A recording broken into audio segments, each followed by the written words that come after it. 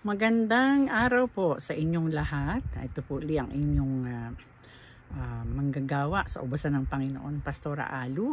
At ako po ay naatasan muli na magbahagi ng maikling devotional para sa pagtitipon ng mga kababaihan ngayon. Ang topic po na ibinigay ay patungkol po sa babaeng inaagasan o dinudugo. Na sabi dito, siya ay isang halimbawa ng katiyagaan sa gitna ng mga pagsubok, sa gitna ng mga problema. May dinadala ka bang problema? Meron ka bang pinagdadaanan? Palagay ko meron. But the next question is, gaano ka katiyaga na ito ay idulog sa Panginoong Diyos? So, tayo muna ay manalangin. Panginoon, salamat po sa paalala ibibigay mo sa amin sa hapon na ito. Gamitin mo lang yung abang lingkod para po mai-share po ng malinaw at buong tapang ang iyong banal na salita, paalala sa bawat mga kababaihan na marahil may pinagdadaanan ngayon upang sila po ay hindi mawala ng pag-asa at lakas at magpatuloy sapagkat sa dulo ay naroon ang tagumpay. Salamat o Diyos, takpan mo kami ng banal mong dugo, Panginoong Jesus, at ikaw lamang ang mag-glorify. Ito po ang aming hiling sa ngalan mo. Amen. Ang talata po na binigay ay sa Mark 5:34. Ang sabi dito, sinabi ni Jesus sa kanya, "Anak, pinagaling ka ng iyong pananampalataya. Umuwi kang payapa at gumaling ka na sa iyong sakit." Alam nyo, itong na-assign na verse na ito ay very, very meaningful po sa akin. Kasi nung pinagdadaanan ko ang matinding sakit ng bato sa gallbladder, ito pong talatang tong ibinigay ng Panginoon na pinanghahawakan ko hanggang ngayon, na ako po ay pinagaling na ng Panginoon. So, sa English sabi niya, daughter, your faith has made you well. Go in peace and be free from your trouble. So, lahat tayo may pinagdadaanan. Pwedeng iyan ay physical, meron kang karamdaman, okay? Pwede rin namang iyan ay kaperahan, feeling mo laging kapos na kapos. Pwede din namang meron kang mga pinapangarap, meron kang gustong abutin pero lagi kang bigo. Pwede din naman na bigo ka sa mga relationship mo, relasyon mo sa asawa mo, sa anak mo, mga kapatid mo, no? Pero problema mo, may mga panahon na pinagpe-pray mo naman pero bakit parang hindi yata ako naririnig ng Diyos, parang walang sagot. So dito po sa kasaysayang ito sa Biblia, ipinakita ang isang babae na ang kanyang pagtitiyaga ay nagbunga ng maganda. Imagine niyo, ang babae pong ito na sinabihan ng Panginoong Jesus, pinagalingan ng iyong pananampalataya, yung babaeng inaagasan ay 12 taon, 12 years siya na dinudugo. Okay, naku, ay ako po'y menopause na. Pero nung akong kabataan pa, yung 3 araw lang na may monthly period ka, di ba? Parang iritang-irita ka na, gusto mo matapos na. Ito pong babae, 12 years. Nantakin nyo, 12 years siya na may period. Dinudugo. Minsan napaisip, hindi kayo naubusan ng dugo ito? Ang isa pa pong background niyan, ayon po sa Leviticus 15:25-27, ang kautusan po na ibinigay ni Yahweh kay Moses, kapag ang isang babae ay meron siyang period, siya po ay tinuturing na marumi. So bawal siyang lapitan, bawal siyang hawakan, bawal siyang sumama sa church. Bawal. Tinuturing tayong marumi kapag tayo ay may menstruation, may period.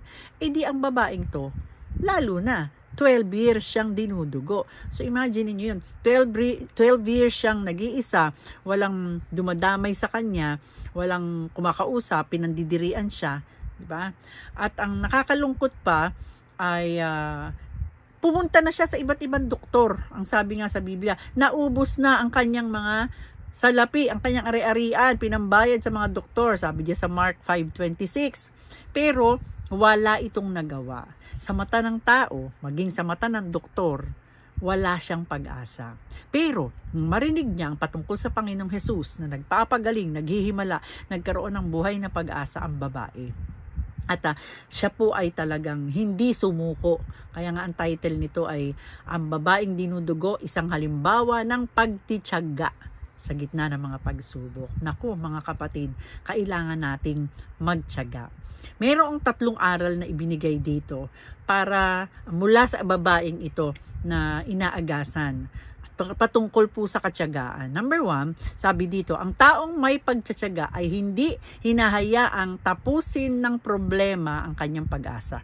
Ibig sabihin, hindi yung problema ang katapusan ng lahat, kundi buhay na pag-asa.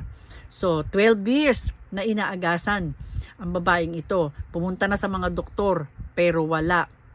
Pero alam nyo, hindi niya sinabing, wala na, tapos na ang lahat sa akin, ganito na siguro talaga ang buhay. Wala na, ganito na, tatanggapin ko na lang. Hindi po, talagang inilaban niya. Lalo na nang marinig niya ang kapangyarihan na nagagawa ng Panginoong Hesus. Kaya sabi nga po dito sa Romans 5:3-4, hindi lamang iyan, nagagalak din tayo sa mga pagdurusang ating nararanasan sapagkat alam natin na ang pagdurusa ay nagbubunga ng pagtitiyaga. Ang pagtitiyaga ay nagbubunga ng katatagan at ang katatagan ay nagdudulot ng pag-asa. So, ano man yung pinagdadaanan mo ngayon, huwag mong hayaang patayin yan, patayin ng problema mo yung pag-asang nasa iyo. Hanggat may Hesukristo, may pag-asa. Ang tanong ko, mamamatay pa ba ang Panginoong Hesus? Hindi na po. Siya po ay mananatiling buhay magpakailan paman. So kapatid, kung sa tingin mo parang ang tagal naman, walang sagot ang Diyos, pray ka ng pray, parang hindi ka gumagaling, yung inaasahan mong biyaya wala pa rin. Maaring hinuhubog ka lang ng Diyos. Okay? Baka may binabago pa siya sa ugali mo. Ano pa? Pinapatapang pa niya yung pananampalataya mo at inihahanda ka niya sa napakagandang sagot na ibibigay niya sa iyo. So, pangalawang punto, ang taong may pagtitiyaga ay patuloy, makinig kayo, patuloy na lumalapit kay Hesus kahit maraming hadlang. Yun eh. Diba? Sa babae pong ito, sa Mark 5:27-29, ang daming hadlang. 12 years. Imagine, taon ang binilang. Hindi lang basta taon, dekada mahigit. Ano pa? Naubos na ang ari-arian niya. Okay? Ano pa? Paglapit sa Panginoong Hesus, hindi rin basta-basta makalapit. Kasi po ng panahon na yan, ang Panginoong Hesus ay medyo sikat na. So marami ng tao ang pumapaligid sa Kanya. So mahirap na lapitan agad ang Panginoong Hesus. At saka para bagang, sino ba naman ako para pansinin di ba? Parang ganun Ako'y ordinaryong babae lang naman. Pero, di ba? Kahit ang daming tao, halos matapakan siya. Alam nyo anong ginawa ng babae? Alam natin ang kwento. Iginapang niya. Gumapang pa rin siya. Isiniksik niya ang sarili niya. Sabi niya kasi, mahawakan ko lang yung laylayan ng kanyang damit. Kahit laylayan lang. Okay? Kahit hindi na makita ang muka, kahit laylayan lang, ako ay gagaling. Talagang kahit natapak-tapakan siguro siya sa paggapang niya, o baka, huy, malis ka nga dyan, diba? Pinagtawanan siya.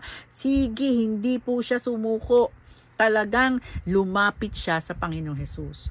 Kasi alam niya, may pag-asa sa Panginoong Hesus. Nagtitiwala siya na sa tamang panahon, kikilos ang Diyos. Sabi nga sa Hebreo 10:35-36, kaya't huwag ninyong sayangin ang inyong pagtitiwala sa Diyos, sapagkat nagdudulot ito ng dakilang gantimpala.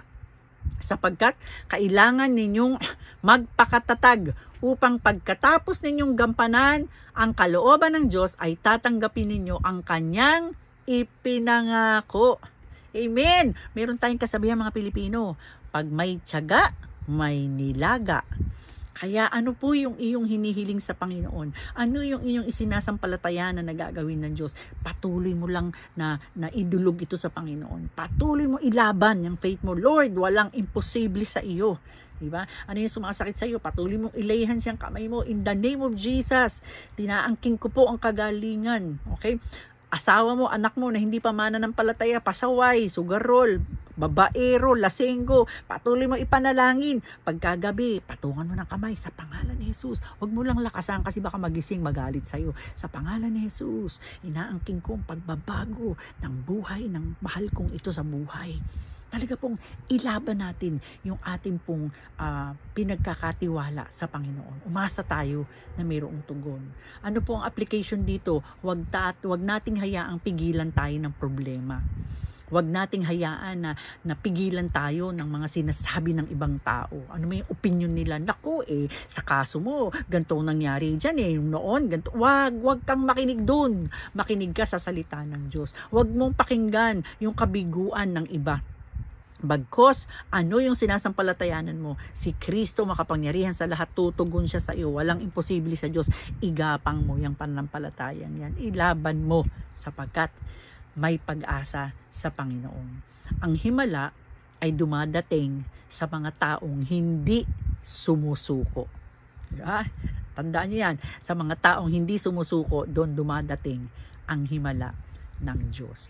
Pangatlo, ang taong may pagtitiyaga ay nakakaranas ng tagumpay sa tamang panahon ng Diyos. Sa tamang panahon ng Diyos. Ano pong nangyari? Gumapang ang babae, nang mahawakan niya ang laylayan ng damit ng Panginoong Hesus, agad siyang gumaling. Diba? Pero, higit pa sa pisikal na kagalingan ng kanyang natanggap. Sa harap ng maraming tao, okay, tandaan nyo, itong babae, pag inaagasan po sa bansang Israel, baliwala ka, marumi ka, wala kang kwenta. Pero gumaling siya. Pagkatapos, tinawag siya ng Panginoong Hesus, anak. Wow! Yung isang sikat na tao, na Mesyas na Kristo, diba? Tinawag siyang anak. Napakahalaga nun, diba? Ako po yung anak kong babae, nagagalit sa akin yan. Pag tinatawag ko siyang be, ayaw niya nun. Gusto niya ang itawag ko sa kanya, anak. Ang talata pong yan, sobrang naging meaningful sa akin. Umiiyak ako ng umagang yun kasi paubalik ako ng Korea, galing Pilipinas. Tinatakot ako ng isip ko, paano kung sumumpong na naman yung sakit ng gallstone mo sa eroplano, mamilipit ka doon. Alam niyo, ng umagang yun, ang devotion ko, sakto ito.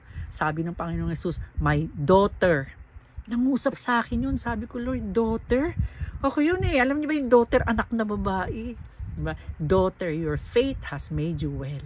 Go in peace. Be free from your suffering. Natanggap ko po yung pangakong yan noong last April last year. At alam nyo, sa biyaya ng Panginoon, hanggang ngayon, hindi na po umaatake ulit. At nagpa-ultrasound ako, yung pong aking bile duct ay klaro na. So patuloy kong inaangkin namin ni Pastor na sa susunod kong papa-ultrasound, lusaw na lahat ng bato. Dahil walang imposible sa ating Panginoong Hesus. Okay? Sa loob ng 12 taon yung babae, nag-isa lang siya, parang walang kumakalinga sa kanya habang siya ay may dinaramdam. Biglang ito ang Panginoong Hesus. Tinawag siyang anak, pinagaling na siya, itinuring pa siyang anak. Tinawag siyang anak, hindi siya, hoy, babae, hindi. Diba? Meron siyang, binigyan siya ng kaugnayan ng Panginoong Hesus. Alam nyo, kapag dumating ang tugon ng Diyos, ikaw mismo magugulat ka. Sabi sa Galatians 6:9, huwag tayong mapagod sa paggawa ng mabuti, sapagkat sa takdang panahon, tayo ay mag-aani kung hindi tayo susuko. Mabuti po ang ipagkatiwala sa Diyos ang anumang problema mo. Mabuti po yung igapang mo sa Panginoon. Hiling mo sa Kanya ang himala sa anumang sitwasyon. Mabuti yan. Huwag kang mapagod gawin ang paglapit sa Panginoon. Sapagkat ang sabi diyan, sa takdang panahon, meron kang aanihin kung hindi ka susuko. Anong aanihin mo kung aayaw ka na? Di ba po? Tiyaga-tiyaga lang din. Ang pananampalataya kailangan may kasamang tiyaga. Sabi, ang hinihintay mong himala o breakthrough ay maaaring nandyan na, konting kembot na lang. Di ba? Yung kesa dun sa inaakala mong antagal pa. Patuloy ka lang magtiwala sapagkat ang Diyos ay tapat sa kanyang mga pangako. Kapag sinabi niyang, tumawag ka sa akin at ako'y sasagot sa iyo, gagawin po niya yon. Pag sinabi ng Biblia, walang imposible sa Diyos, walang imposible sa Diyos. Pag sinabi sa Jeremias 32:27, ako ang Diyos, ang Panginoon ng lahat ng tao, mayroong bagang hindi ko kayang gawin, papatunayan niya ng Panginoon sa iyo. Ang babaeng dinudugo po ay isang larawan ng taong hindi sumuko, Hindi siya nagpapigil sa haba ng panahon. Hindi siya nagpapigil sa kabiguan. Hindi siya nagpapigil sa opinyon ng iba. Hindi siya nagpapigil sa kanyang kahinaan iginapang niya. Sa halip, nagpatuloy siyang lumapit kay Jesus hanggang maranasan niya ang himala. Kapatid, meron ka bang pananampalataya sa Panginoong Jesus? Samahan mo yan ng katyagaan. Sabi nga natin, pag may tiyaga, may nilaga. Tiyagain mo ang pananalangin para sa mga mahal mo sa buhay. Tiyagain mo ang paglapit sa Panginoon. Huwag kang susuko. Ang Diyos hindi ka sinusukuan. Naghihintay lang siya ng perfect time para bigay ang iyong hinihiling. Hindi nasayang ang pagtsatsaga ng babae sapagkat ang Diyos na kanyang nilalapitan ay makapangyarihan, tunay at tapat. Tayo po'y manalangin. Panginoon, alam mong dalahin ng mga kababaihan ngayong gabi. Hinihiling ko, bigyan niyo pa po kami ng sapat pang pananampalataya na hindi susuko, bagkos patuloy na ilalaban ang aming paglapit sa iyo. And Lord, inaangkin namin ang himala, katugunan sa aming mga hinihiling. Sa pangalan ni Jesus, Amen and Amen. God bless you!